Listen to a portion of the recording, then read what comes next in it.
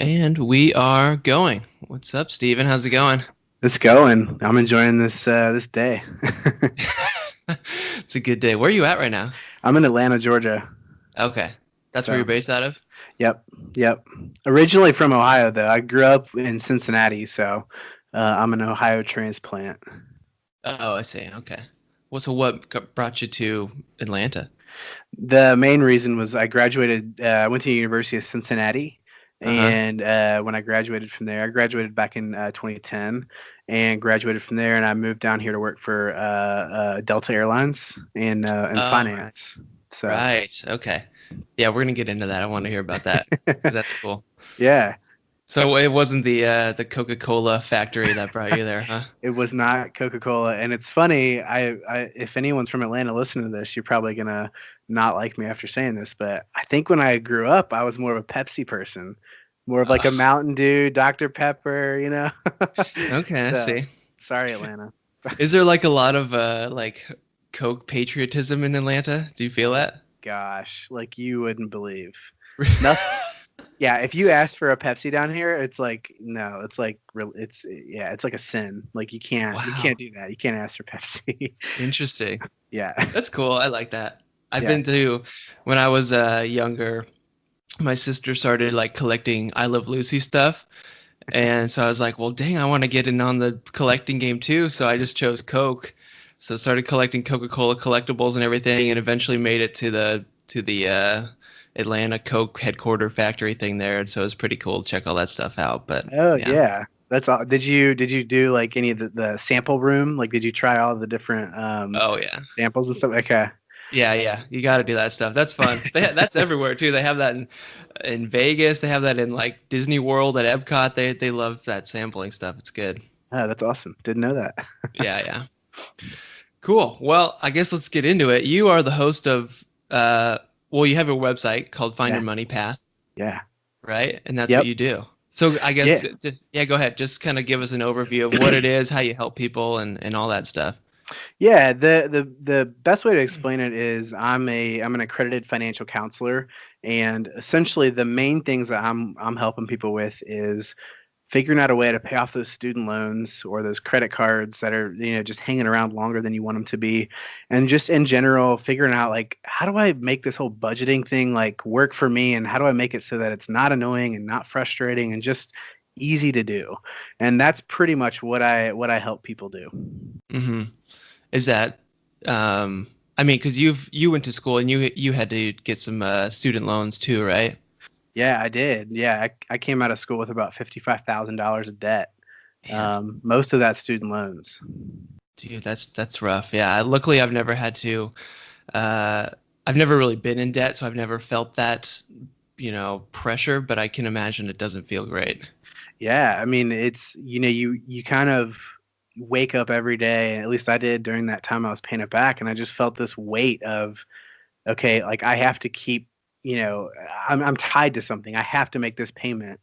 And that's just like a weight on you. Mm-hmm. You can't take a pay cut to do something that you want because you're locked in. You got to make the student loan payment. So Yeah. that was the biggest thing for me. I was locked into something that I didn't necessarily, wasn't like my dream. Right. Yeah, that's tough. Is that kind of who most of the people you help and that come to you, are they kind of in a similar situation where they have debt to pay off, or is it more they're looking to save stuff and help with budgeting? Yeah, most everyone I work with, not 100%, but a good chunk of the people I work with have some sort of a debt. Mm-hmm. Um, and yeah, so that's primarily what I'm dealing with. Yeah. Is that something that you think can be avoided completely, or are there cases where, it's kind of necessary to go into debt? Yeah, that's a great question. It's a tricky answer. I would say that in the way kind of the structure is set up today, for some people, like I think it is potentially unavoidable. Um, but I think you can avoid going so crazy into debt that it like creates this huge impossible thing that you can never pay back. Like, like I worked in school, and had I been actually a little bit more disciplined, I probably would have only needed to get maybe half of that. Oh Um, wow. yeah, but like, so that's the thing is like, it just depends like what you're, you can go to school and party all the time and not work, but then there's a cost to that. Um, Hmm. and so I do think it can be avoided, but, or at least a good chunk of it can be avoided. Absolutely. Yeah.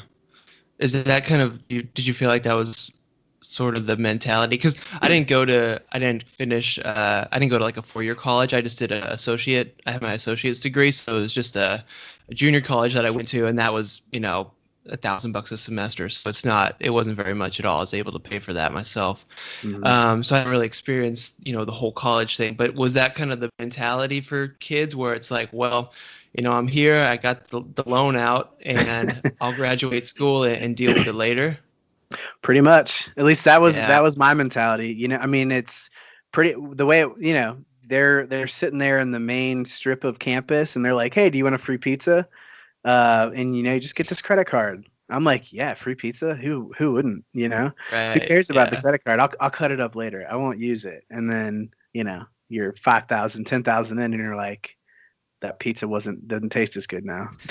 That's an expensive slice of pizza. Damn. Yeah. Yeah. Um Shoot, dude.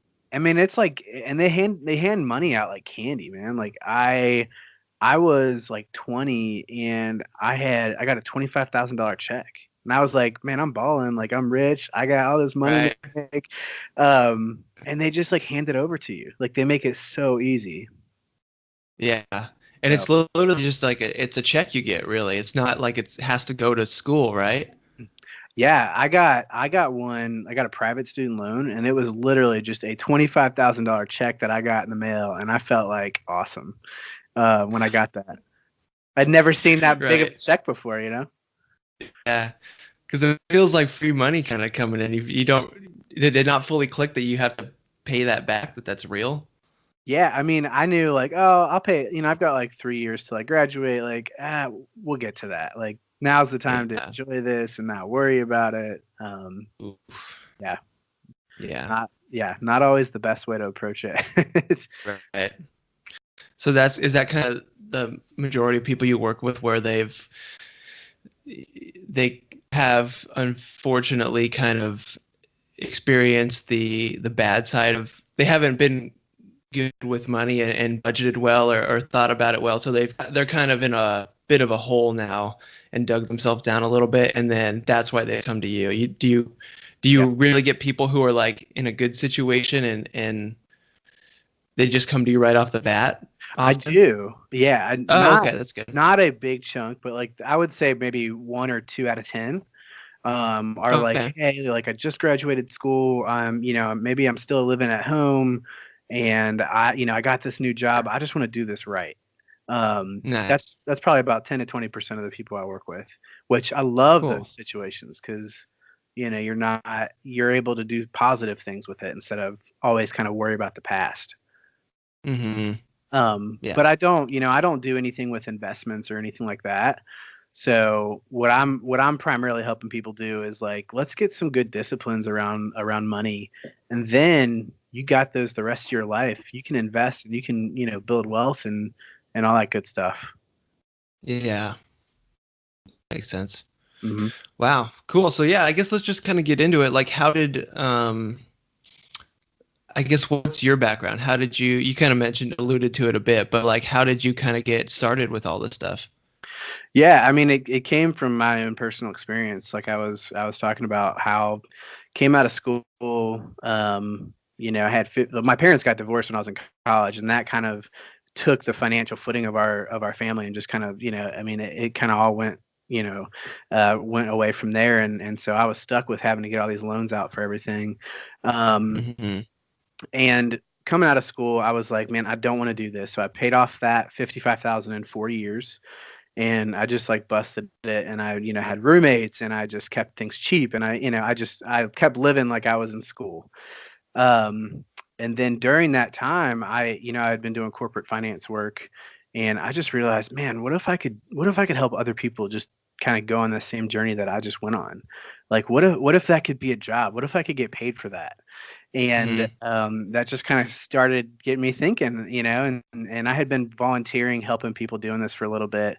And then I found out that a church here in Atlanta, it's a pretty large church. It's called Buckhead Church, and they have a program where it's just centered on financial education. And just so happened they had a job opening around like the time that all this stuff was starting to, happen, and I was starting to get all these thoughts, and I was like, yeah, maybe let's jump. Like maybe let's try it. Um, Mm-hmm. and so yeah, that kind of started. That was about 5 years ago, and that kind of started my journey onto this. Yeah. Nice. So you've experienced it and been through it, but then you also have like the formal education to really back it up too, which is awesome. Yeah, and the benefit of that is like, it's one thing to hear from someone like from a logical standpoint, like, yeah, just do this, like just do a budget, just pay off your debt. But like when I can look someone face to face and be like, look, man, like I know what it feels like to be there. I know it's not fun, but I promise you, like there's a way out of this, and you just got to stay disciplined. Like it has a different weight to it. Mm-hmm. Yeah, So makes sense. So yeah. what is kind of when someone comes to you, what are generally the first kind of steps that you'll take with them to move them in the right direction? One of the first things I do is get kind of an overview of like where are things at, like what's the current reality. So what is like roughly how much money are you bringing in, and then like roughly like let's go through all your expenses and all your debts, and let's just get a snapshot picture of it. And then from there I that's from there I tend to go a little bit deeper and say, okay, now let's build some habits so that we can do this budget thing every month, and where you're kind of paying attention to every month, like where are you actually spending money, and then how do you and then comparing that to the budget to see, oh yeah, like, oh man, I did eat out way too much last month, so maybe I need to Mm-hmm. adjust that again.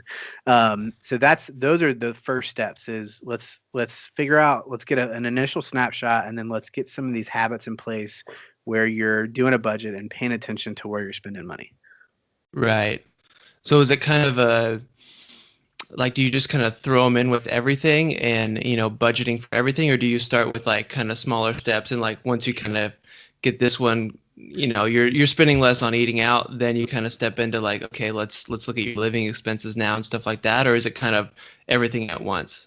I do an everything at once approach, at least initially, to get like a bird's eye view of it.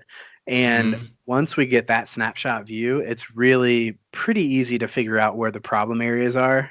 And a lot of times, one of my favorite things to do is just kind of like subtly ask a couple questions, and then like have my client be like come to the realization on their own. Like I'll guide them yeah. there, but it's very subtle. And because when the client realizes it on their own, it's like they're the smart person in the room. They're like, oh yeah, I came up with this idea. Uh, Yeah, totally. but I'm behind the scenes, like being a little manipulative and like trying to guide them towards it. Um, Hmm. but yeah, and that's part of the process. Yeah. So are people, I mean, if someone's coming to you, obviously they're ready to get some help on this and kind of make some changes, but uh how like willing are people to kind of change up their lifestyle and stuff to stick to these budgets? That's a great question. And it can vary. It's definitely a person by person thing. What I've seen is this: when someone has a strong enough, I call it like the why. Like when someone has a strong enough why or a strong enough motivator behind this change, they are going to be so incredibly like ready to make hard choices. Um, and that can depend, like if someone, one of the strongest motivators I've seen is like if someone just had a kid, they're like Hmm. they're like, man, I lived this way when I was single or didn't have a kid, but this kid is like driving me to make this change. Like I want to be a good example for them. Or um a really strong motivator is someone's just been in debt for like 3 4 5 years, and they're like, I'm just sick and tired of feeling this stress, and they're ready Hmm. to like go after it. Um, but it, I can only do so much. It's ultimately up to the motivation of the client to move this thing forward. Yeah. Is that something that you kind of try to work with them on, is to like find that like motivation for them, or just like help their mentality about it a bit? I talk a lot about mindset and how that oftentimes is the hurdle. Whereas like we always want like, well, just tell me how to do the perfect budget, or like what's the best app to use. But in reality, I think the answers are honestly like in our own minds. And I know that kind of sounds like fluffy, but with a lot of things in life, like if we're in our own way, it doesn't matter what app is out there. It's not gonna, you're just because an app's there doesn't mean you're gonna check it. It's up to you to check that app and to like, be intentional with that. And so, Hmm. w- one of the best ways to do this is I just tell people like, why are you doing this? Like, what do you want to do with money? Like, what would you? A good question I ask is like, if someone has debt. So like, let's say someone's paying $500 a month in debt. I'll ask them. I'll be like, well, if you could get $500 right now back a month and you didn't have to pay that out, like, what would you spend that on? And that usually kind of gets at where they, what their priorities are with money, which can be a Hmm. motivator. Yes. Yeah, I can imagine where you can, instead of just paying off this money to debt, you can actually put it towards something that's fun and exciting and important to you. Exactly. Yeah, Yeah. totally. And like the other thing I always like to talk about with money is it's like we don't just I don't want just people to pay off debt just to like hoard it all and save it all. But Yeah. like if everyone had 500 extra dollars of like margin every month or whatever that number is, I mean, like, think about how much more we could be generous, like, how much more we could, like travel or like spend it on, entertainment and just going out with our friends or whatever. That's what I want people to think about. It's not, and saving is good, but just like everything else, saving too much is just as bad as spending too much. And I talk about that a lot. Hmm. That's an unhealthy relationship with money. Okay. Yeah. Interesting. Yeah. So, what do you mean by unhealthy? What is the real, why is it bad to save so much? So and the result is often good. So if you'd rather save too much than spend too much, like Okay. we can all agree on that. But Yeah. what I've seen with savers is like if for some people, like I met with someone, they had over $100,000 in their savings account, Uh-huh. and like liquid, like they could go to the bank and get 100,000 out right now. They were like, I don't think I have enough like in my emergency fund. And I'm like, what emergency is going to cost you 100K? Like Yeah. and so that's an unhealthy relationship because they're driven by fear. So fear Mhm. is driving how they interact with money. What if they could have been, again, more generous with that? What if they would have given 20,000 of that away? Or how many people could they have helped? Or what if they would have rather spent that 20K on vacation and over the next 10 years they had, whatever that looks like. But my whole thing is just having a balance with money. You save some, you spend some, and we're not worried so much about it. We're not driven by fear or worry. Mhm. Yeah, that makes sense. And it's yeah, where there's a balance, because it's nice to have a bit of a, you got to have your buffer in your bank account where you're not like worried about if each bill is Exactly. gonna, bring you below the line, because that's just horrible. Yes. That just brings in too much stress in your life. But yeah, Yeah. when you have that in there, it's nice to be able to feel confident that everything's gonna be fine. It makes life a lot easier and healthier too, I'm sure. Yeah. Well, and if I can just share like a little bit of a story just about my own personal experience with this. Like Mhm. I grew up and I realized this as an adult, like I'm a saver. Like I that's just kind of how my mentality was. But I got married 3 years ago, and before I got married, like I just wanted to save, save, save, save, save.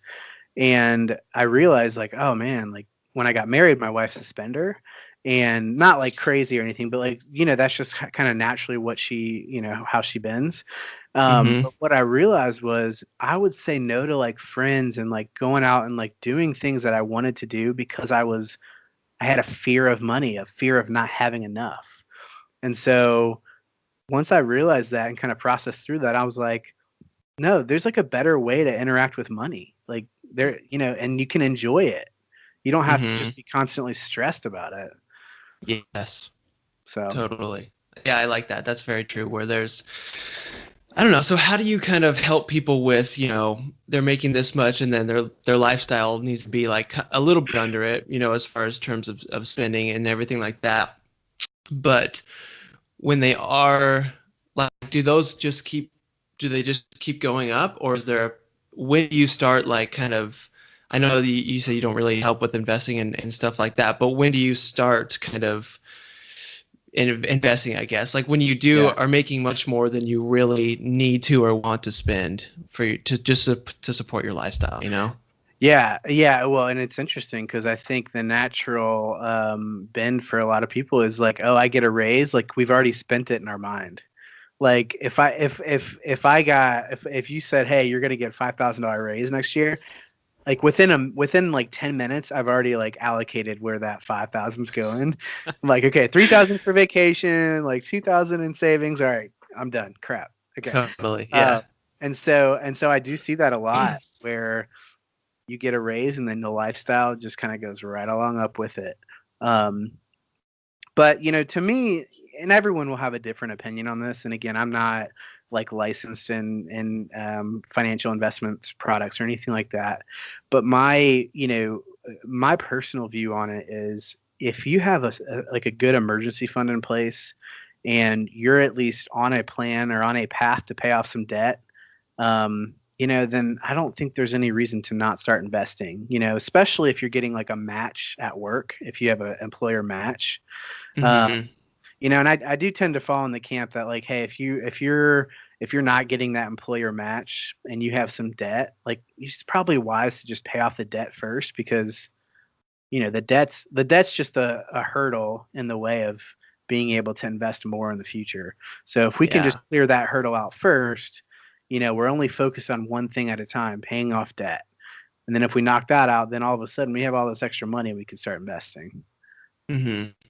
Yeah, no, that makes sense. Get rid of the debt first, and then we'll do other stuff. So, Yeah. is that uh, I don't know. At least for me personally, that's something that I don't want to fall into. Is where my like where my lifestyle just continues to rise up with the amount of money that I make because it just feels like then I'll have more stuff to take care of and more things to worry about, where I Yep. feel pretty happy where I'm at. Like I have some other things I'd like to indulge in, like more travel and things like that. But I don't want to get sucked into that trap where I just am spending because I'm making.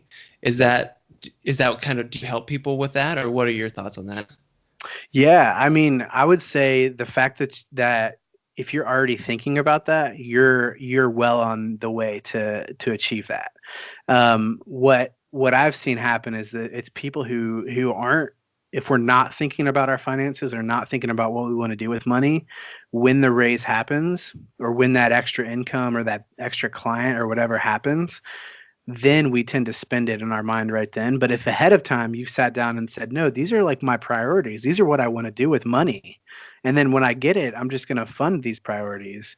Um, if you do that ahead of time, you've already planned for that raise. And then when it comes, you just put that raise towards your goals already. Yeah. It's kind of like the same. This might not be a great example, but it's kind of like going to the grocery store hungry. So like if you plan what you're gonna like eat, if you plan your list before you go, you're likely to like hit your list. But then if you go hungry, you're like, okay, I need Lucky Charms, I need Cheetos, I need, Totally. a pineapple, I need, So it's that kind of, it's kind of a similar thing. Yeah. Yeah, that makes sense. Okay. So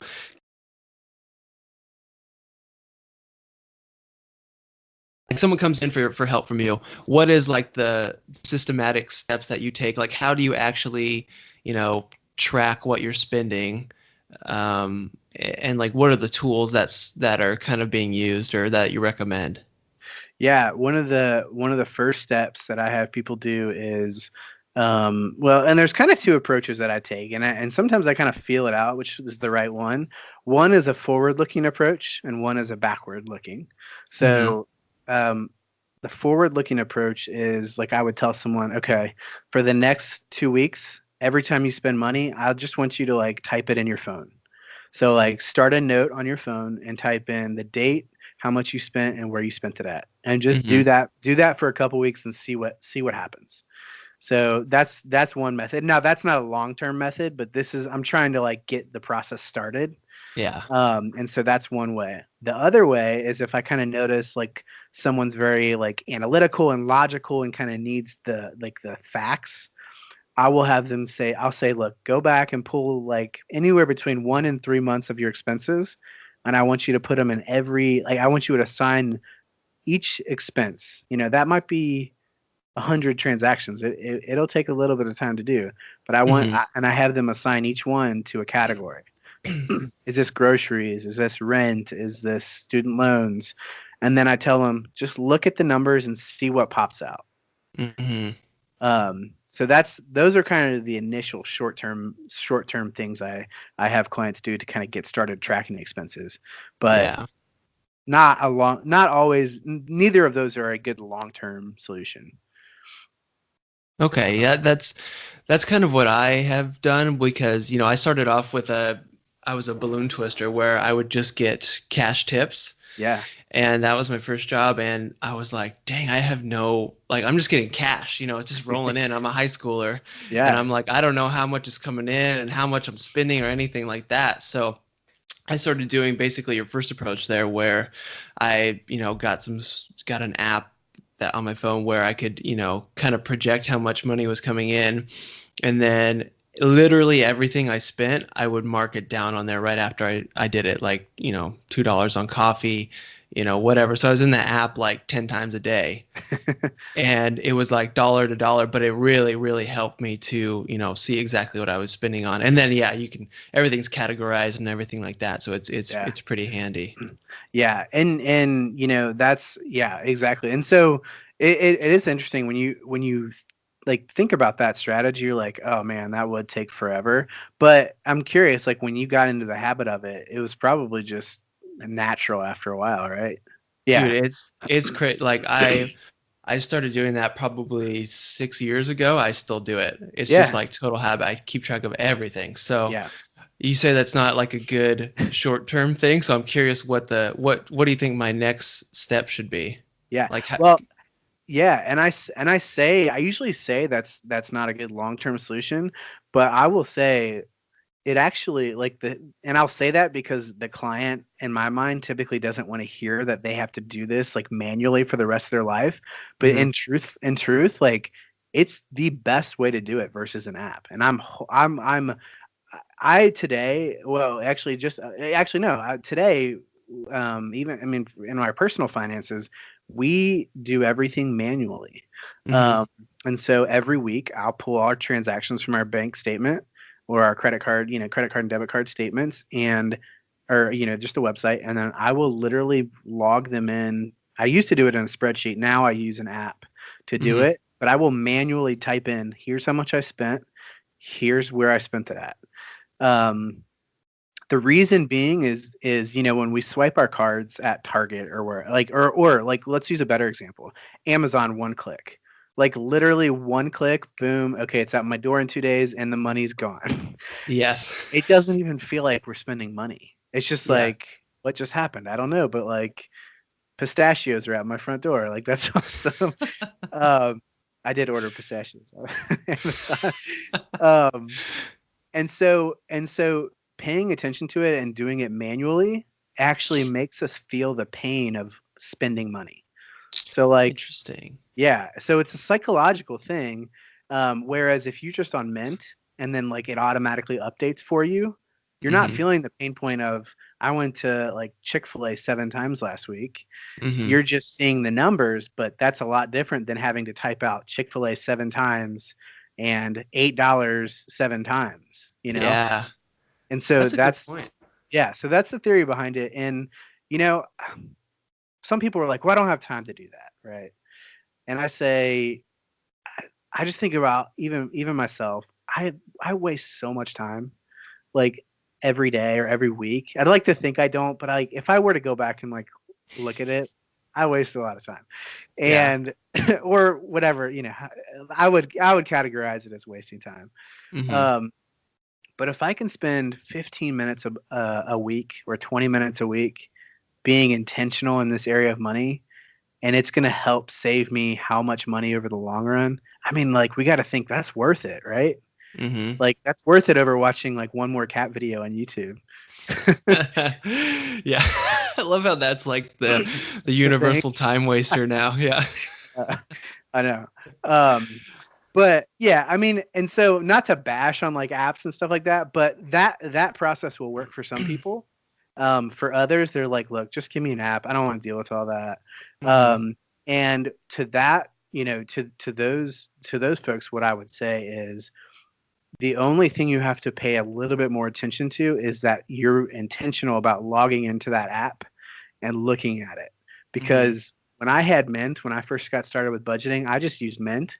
And if I had a bad week of spending, I would just not log in. I would just avoid it. And Yeah. so when it's a manual system, it's on you. Like you have to do it or it doesn't get done. Mm-hmm. And so the only thing I would tell people, who use apps as a long-term tracking tool is set a weekly or a every 2 week reminder on your calendar or your phone or whatever to log in and make sure you do it. Mm-hmm. Yeah. So Yeah, that's interesting because I was kind of thinking of moving to like more of an automated thing like Mint or something too, where, but now hearing that, maybe I'll probably reconsider and just kind of stick to what I'm doing because yeah, it's just such a habit, man. Every time I pay, I just pull out the phone and it takes like 5 seconds. yeah, exactly. Yeah. Well, and with Mint too, people think like it is automatic, but like if you've ever used Mint or one of these apps before, you know how like jacked up some of the categorization is. Like it'll say Target and then it'll put it in like fast food, and I'm like, what? I don't know. Yeah. And so you do have to go in there and still check every like item. So I'm like, Hmm. if you want it to be like completely accurate. Yeah. So I mean, there's time spent even with apps. Yeah, that's very true. And the thing that I like about, manually entering it too is it kind of makes you, or it makes me at least stop and think like, do I really need this thing that I'm about to buy? Or is it just going to be like another hindrance in my life of something I need to like take care of? Yeah. Like, I feel like I'm very into that. Like, I don't know if that's minimalism or whatever, but I Yeah. just hate having like extra clutter and things in my life that aren't really important. So it kind of makes you just slow down for a second and take that extra step of like, do I really need this? Do I really want to spend the money on this? Man, I am right there with you. Like, I agree. The more stuff you have, like, it stresses me out. Hmm. That's how we live our life too. Like, Yeah, something comes in our house, what else can go out? right. Totally. Yeah, So because I like, just from my experience, I this balloon twisting job I got I started when I was 16. Yeah, when I was 16, and I was making pretty good money, and so I was able to buy a new Challenger, Dodge Challenger, nice, black Challenger, when I was 18, nice. and that was sweet. I had all this money, so I was like, well, I'm gonna spend it on something, right? And had it for, I think I only kept it for probably 2 maybe 3 years because it was just like that car was so much maintenance. First of all, it's huge. It's like hard to find a parking spot for that thing. And, it was like my pride and joy where I was worried about parking it anywhere and getting door dings. And I washed it twice a week and just all this maintenance. And I was like, dang, man, I was talking to my uncle about it. And he's like, they're pretty wealthy and they travel a lot and stuff. But he told me, he's like, just think about everything that you buy immediately. It's just on its way to the junkyard. Like it's heading there inevitably. Yeah. So I'm like, dang, you're right. So I sold that. I sold my black Challenger that I just hated taking care of it, and I Yeah. couldn't like not take care of it because I spent so much on it, So I sold that, and now I have a Jeep Patriot, which is just like a great little car that's super versatile, and Yeah. and I can park it anywhere and beat it up, and it looks great anyways because it's a Jeep. So That's such a yeah, good example, like of, just when we buy expensive things like that, it's like all we want is to like nothing happen to it, and then we're more stressed out about it than we were before with our like, yes, Honda Civic or whatever. yeah, It's so interesting. totally.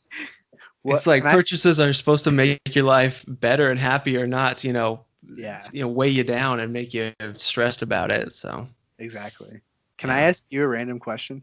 yeah, go ahead. What was the like coolest like thing that you made when you were a balloon twister? Like, could you make animals and stuff like out of? Oh yeah, yeah. I mean, I Okay. did it. I made a lot, like basically everything. I worked at Downtown Disney. Oh, no way. Yeah, so all the Disney characters and everything like that. And it's kind of like once you learn, you can make anything really. You just got to take the time to do it. So I made like my, big masterpiece was a 12-foot tall Eiffel Tower that I made. Oh my gosh. Yeah. That's awesome. Do you have a Yeah. do you have a picture of that? Yeah, I got that. I'll get that somewhere. Yeah, I'll send you a That'd be photo cool. of it. That'd be cool to see that. That's awesome, man. Yeah. Cool. It's fun. It was a good job. It's great, Yeah. I got very lucky to have that. But yeah, you can once you learn, dude, it kind of sticks with you forever. Yeah. And honestly, if you just take the time and look at something, you can build anything, which is it's pretty cool. That's cool. That's awesome. Yeah. Whew. Wow. Okay, cool. So I mean, so I guess when I'm like marking all this stuff down in my phone, I am using an app. I think it's called Spindy or something like that. There's a bunch of them, but Yeah. it does, it's an app. You have to manually put it in, but then you put it into a category, and then everything's kind of calculated for you, and it's easy to see like a big, report over the month or whatever. Mhm. Do you use something like that, or are you just kind of using like a notes app? Yeah, I use the tool that we personally just are trying out now, and I'm always trying new tools just to see what works for clients. But it's called Every Dollar. Dave Ramsey's a huge name in like the personal finance world, and Hmm. this is his app that he's developed where um, basically you set a budget and then you can manually enter transactions into it, and it'll show you like how much is left in that budget. So I don't know if does Spendy have I haven't used Spendy, but does it have a budget feature or does it just kind of keep up with where you've spent the money?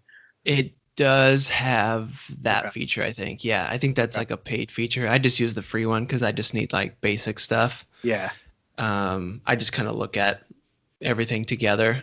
Gotcha. And then I'll go back in the end of the month and be like, damn, I spent a lot on eating out. Yep. Yep.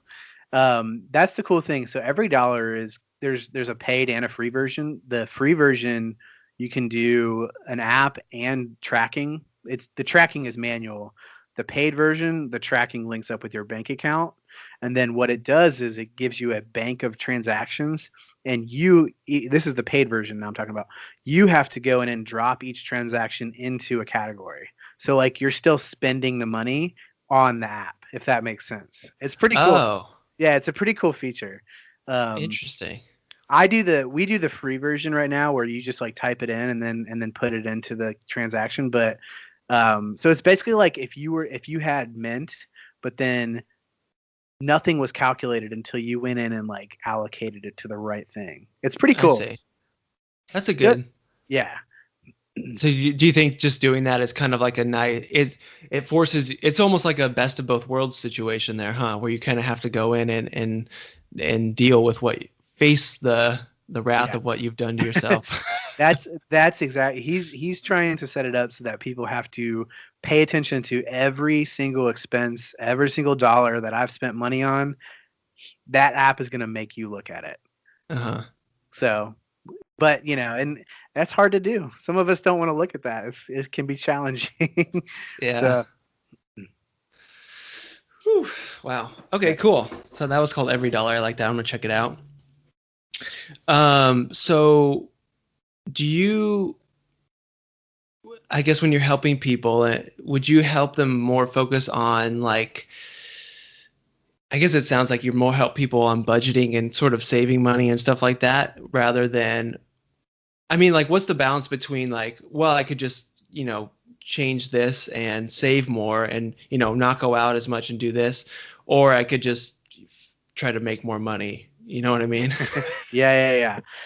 Yeah, it is a tricky balance. It depends a lot on income level. So, if you live in a place where like your rent is typically like 40% or higher of your income, it's going to put pressure on a lot of other areas of your budget. And Hmm. so you may not be able to cut a whole lot, and it might be an income thing. But if a lot of your spending is like these little expenses here, like $10 here, $20 there, then that's usually a good sign that you can probably cut a good amount out of it. Hmm. Uh, but if like the big items like car payment or rent are big, then yeah, that's usually a sign that maybe you need to see if you can get some more income Okay. or get out of that how much you're paying in rent or get a roommate or whatever. Right. But yeah. Yeah.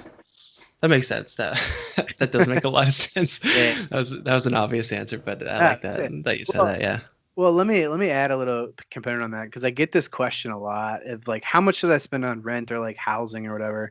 And a good rule of thumb, and again, everyone will have an opinion on it, is between 25 to 30% of your gross income, so before taxes and all that stuff. That's Hmm. kind of a general rule of thumb. But some people like if you live in LA or New York or Atlanta, even it's like they're the places that can fit 25 to 30% of a normal salary in those areas are getting smaller and smaller and smaller. Like it's harder and harder to do that. So uh, Hmm. but that I always like to give that because I get that question all the time of like how much should I spend on rent, and it's a general guideline. Yeah. Yeah. Like that can. I'm in LA, so yeah, it's pretty Yeah. tough to find places here. But yeah, it's kind of you got to figure out what your like lifestyle is, I guess, like where you're willing to live. You know what I mean? Because it's tough to just be like, well, I want to find the cheapest place, but then it's like, well, I'm gonna be pretty unhappy living in this Yeah. place in this neighborhood. Well, and it's all a balance, right? Like, so some people are like, yeah, I'd rather spend more money on going out to eat, like going out on fancy vacations, and I don't really care where I live. And it's like, hey, that's just a priority thing. Like that's how. But then some people are like, no, I want to live in, Hollywood, or I want to live in like Manhattan Beach or whatever. An uncle who lives in Manhattan Beach, and so like I want to live, in the prime places or Santa Monica, and then you might just not be able to go out to eat as much. So Right. That's a good point. just a trade off. Yeah. Do you have any way of helping people kind of decipher what's important to them? The one of the best ways to do it is truly like to lay out, like I was saying before, lay out exactly where they're spending money now and Hmm. like get a snapshot of that and Yeah. then just review it. I just review it with people and they're usually like, oh man, I don't really like I hate my place, or oh man, I spent how much on eating out. Um, and I see that more often than not. Like your priorities jump out at you when you look at everything on paper. Hmm. Um, Man, I did this with like it's part of my kind of journey too, but like I've struggled with weight a little bit. And a few years ago I was like, you know what? I teach people about money. Like money and food is like very similar. Like calories, you can only spend a certain amount of calories a day. Like it's very similar. So Uh-huh. I wrote down everything I ate. And Oh. what I did this for the first few weeks of it was like 3 years ago, first few weeks of the year, and I was like, man, I'm like snacking so much in between meals. I was Hmm. like, my priorities is I'd rather have a better meal and snack less. And so, but it jumped out at me only after I started looking at it. Right. So Cool. Yeah, I like that comparison. yeah.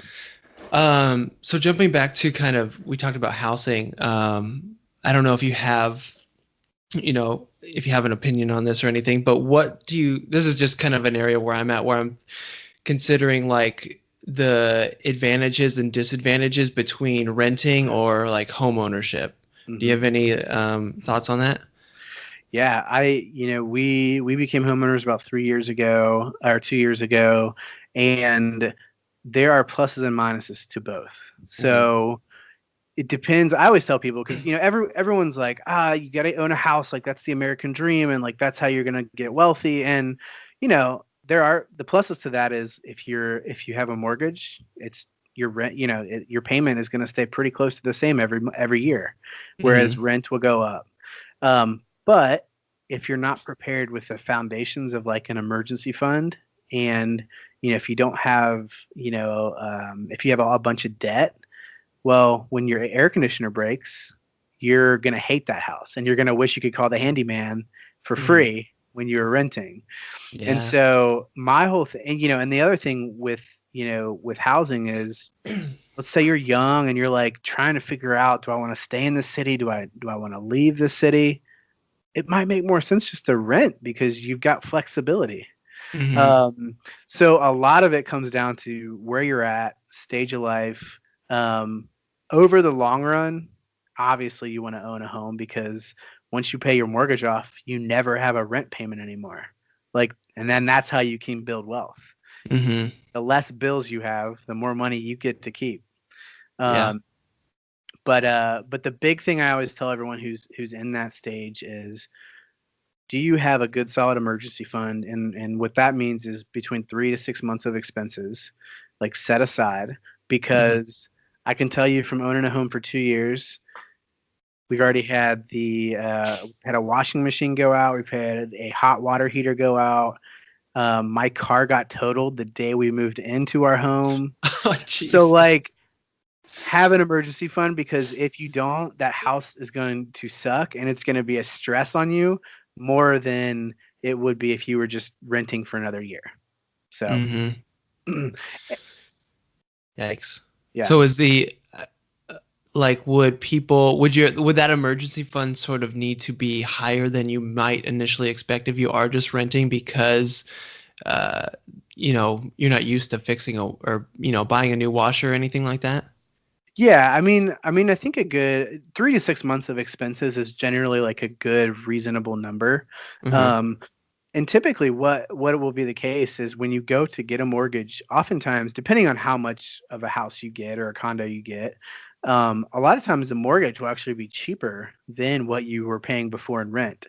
And so a good rule of thumb is, to keep in mind is, if whatever you're used to paying in rent, just assume, you're going to save that much on top of whatever your mortgage is for all that crap that's going to happen. Yes. Um, but in general, if you have 3 to 6 months of, like, let's say you spend $4,000 a month or whatever, if you have between 12 and $24,000, that's going to cover a ton of emergencies that could pop up. Mm-hmm. So I see. yeah. So okay, when you say expense, like that means like your total expenses that you're spending on food and everything like that. Yeah, everything that comes out of your account every month, that's how much you'd want to save up towards that 3 months. Uh, Okay. and the theory, the reason behind it is if you lost your job, or if you had your income stream cut out for 3 to 6 months, you would be able to completely survive for that period of time without Mm-hmm. any outside help. Yeah, that makes sense. And hopefully you can get back on track in that time, huh? Yeah, exactly, Yeah, exactly, that'd be a stressful few months, but yeah. exactly. Yeah. Cool. So this is awesome. So I mean, when you're kind of someone comes to you, you share all this information with them that we've basically just talked about, you kind of get them on the right track. What are generally the most common mistakes or things that people run into that kind of knock them off track or they don't follow up with? Yeah, the biggest thing that I see is, like, when you reach out to someone for help.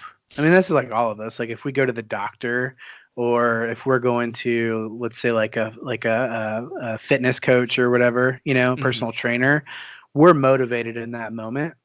But then 3 months from now, once we've kind of lost that motivation, we slip back into the old habits we had before. Um, so finding ways to stay motivated is a big one. Mm-hmm. And one of the biggest mistakes I see is that people don't see like immediate results. Like, you know, you haven't, oh man, like I haven't paid off that $10,000 of debt yet. It's like, it's been 2 months, give it some time. This is a process. Yeah. Um, so that's one thing. Another thing that I've seen is, um, people will do like one overarching budget, um, and like say like this is just my budget. But what I tell people to do, and what I've seen where I've seen mistakes be made, is that every month is different. So every budget should be different, and we budget every single month, because you might have a birthday party or a bachelor party that you're going to in January that you're not going to go to in February. And then, for example, like November, if you're traveling for Thanksgiving, that looks way different than July when you might be going to, um, what's Coachella or something, right? Like, or Hmm. whatever. Like that's gonna make a big difference. So I tell people budget every single month, because every month is a little bit different. Okay. That's a good Um, point. And then the third thing I would say would be, so first one was kind of losing motivation. Second one is not getting detailed with the budget. The third one is not tracking expenses. So, the budget is our plan, but if we're not looking at reality compared to that plan, the plan is irrelevant. We have Yeah. to look at how we're spending versus what we actually wanted or intended to spend, and then that's going to show us where we're off track. So Right. those are kind of the three areas I've seen. That makes sense. Yeah, you really got to measure and track everything too. Yeah. Mm. So yeah, I guess what is must be kind of frustrating is, when you're in debt and you set this goal to get out of debt, is there's not really like a big reward at the end. It's just kind Yeah. of like, okay, well now I'm at the starting line. I'm Yep. at zero, I guess. It's just more like a mentality. I'm sure it feels nice, but yeah, there's not like a big trip you get to go on, huh? Right. Yeah, Yeah. and that's actually, though, one thing that I will tell people is plan a reward into this plan. So like plan Oh. a huge vacation. And that, so don't count yourself out of debt until you've paid off your debt and you've saved up for this awesome vacation. And Hmm. then that's your celebration moment. So that's actually a great way to keep someone motivated. Yeah. Because you're associating that with, like, what you said is like a neutral event, like, well, a positive event, like I want to get out of debt, but it's not like going to Paris on vacation, like there's, it's a good thing, but it's not as exciting as maybe something else. But if you tie that to like something awesome, you're just thinking about that awesome thing, and that's driving you. That's Hmm. the motivator. Yeah. That's very true. That's good about anything for dieting, for any goals really too. That's true. Yeah. Yeah. Yeah, like Cool. I'm gonna eat like 6 tubs of Ben and Jerry's when I lose 15 pounds now. Yeah, but it's a good point. Yeah. Cool. Well, this is awesome. I appreciate all this info. It's extremely helpful. It's nice to talk about this stuff, and it is important to learn and kind of know all this stuff where we're not. A lot of people, I think, escape childhood and adolescence without really learning this stuff, and then they get Yeah. themselves into trouble. Yeah. And man, money is one of the most isolating topics. So like we don't want to like talk about it with other people. Um like we wouldn't want to share right now, like, here's how much money I made last year. Like it's just not a, it's just not a natural thing for us to want to talk about our personal money situation with somebody else. So, but man, so many people out there are in the same boat and are struggling and like have debt. So I love that we're talking about this openly and having a conversation, because I think this breaks that mold of this being like a taboo topic that like no one wants to talk about. Hmm. Totally. So, so I mean, just from talking to you, it sounds like travel is kind of a more important thing in your life that you guys value. Is that true, you think? Yeah, for sure. Like we try to plan a vacation every year, like a trip somewhere every year. Nice. Yeah. How long are your trips generally? They're usually like about a week or so. Cool. Yeah, we've got 2 dogs, so we're like we don't want to leave them. We don't want to be away for too long. Yeah, it's tough with the dogs. Yeah, but So, and then after college, you worked for what airline did you work for? Delta? Delta, yeah. And then did you get flight benefits with that? Yeah, that was like I had no idea that was a thing until Uh-huh. I got an internship with them in college, and also worked for them right out of school, and like literally could fly for free anywhere, Dude. which was like insane. Like I did not grow up traveling. I went on like 2 vacations my whole childhood. So when that happened, I was like, I'm sorry. Can you say that again? I get what flights? Okay, like that was crazy. Like it was crazy. Yeah. That's cool. It's almost like a way to combine because people will take like a year off of school or work, whatever, after high school or college. But this is kind of a way to combine those two. You can get into like a job and then also travel a bunch. Yeah, I mean, it was awesome. Like you could some of the things we would do, man. We would like work Fridays. You know, we'd be at the office, which is right by the airport.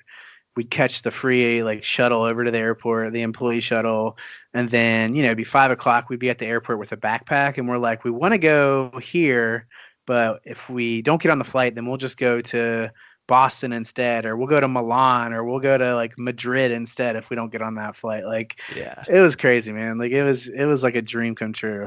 That's awesome. Yeah, Uh, and all your coworkers are in the same boat, so you could plan something and have all these people to go with.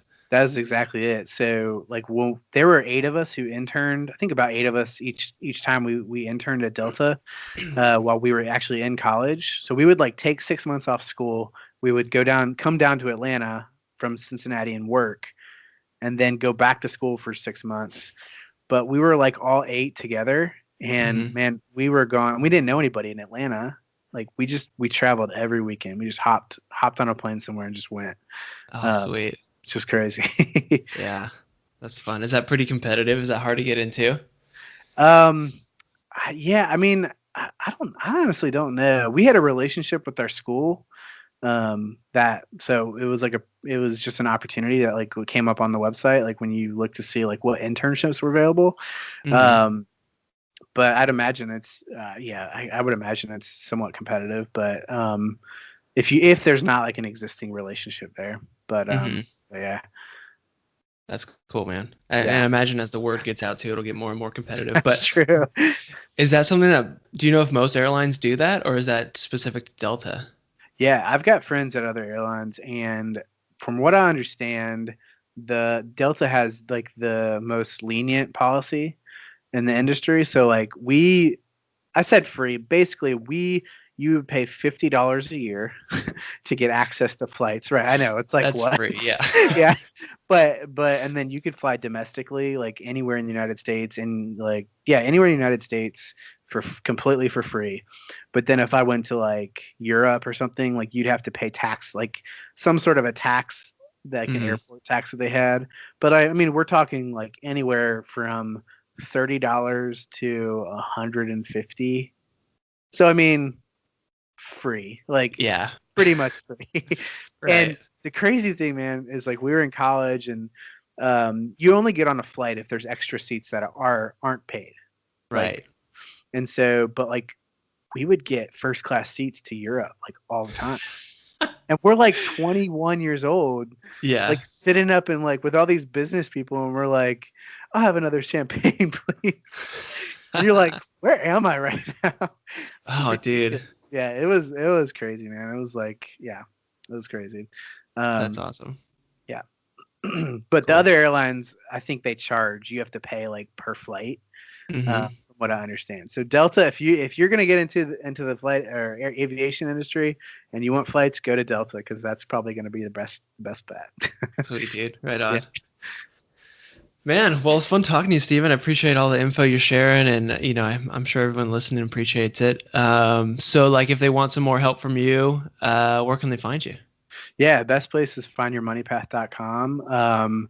And I've got a blog over there. And, whenever you're not listening to this podcast, if you want to listen to another podcast and add that into the rotation, I just do usually like 10-minute or less kind of tips on money. Hmm. And it's just called Find Your Money Path. And that's on all the big places. So, Hmm. Sweet. Right yeah. on. Any social media or anything? Yeah, it's at Find Your Money Path on Instagram and Facebook.com/Find Your Money Path. Okay. So Perfect. I'll throw links to all that stuff in the description for people to get easy. But yeah, that was great. Thanks for the conversation. Thanks for being on, man. Appreciate all the info and sharing everything. yeah, this was awesome. I appreciate you having me. I love this format. Yeah, cool, man. Well, have a good one, Steven. Appreciate it. All right. Yeah, take care. Bye.